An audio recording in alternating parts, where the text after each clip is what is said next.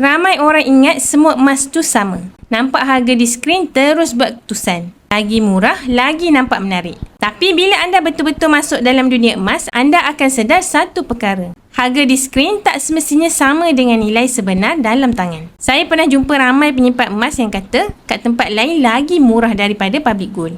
Saya cuma tanya satu soalan, dah pernah pegang emasnya? Kebanyakannya terus diam. Sebab apa yang mereka bandingkan hanyalah nombor, bukannya emas sebenar.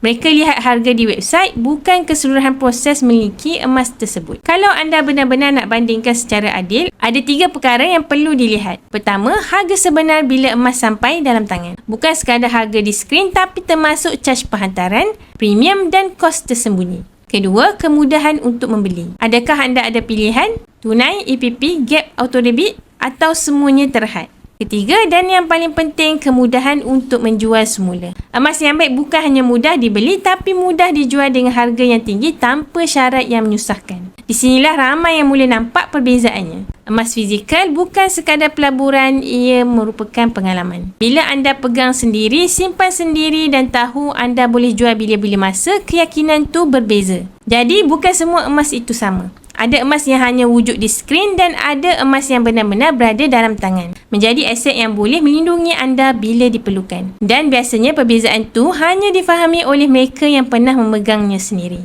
Nak pegang emas fizikal anda sendiri? Rujuk pin video saya 5 langkah mudah daftar akaun Public Gold. Atau DM saya terus untuk saya bantu anda sebaiknya. Ingat Public Gold mudah, murah dan patuh syariah. Jemput follow.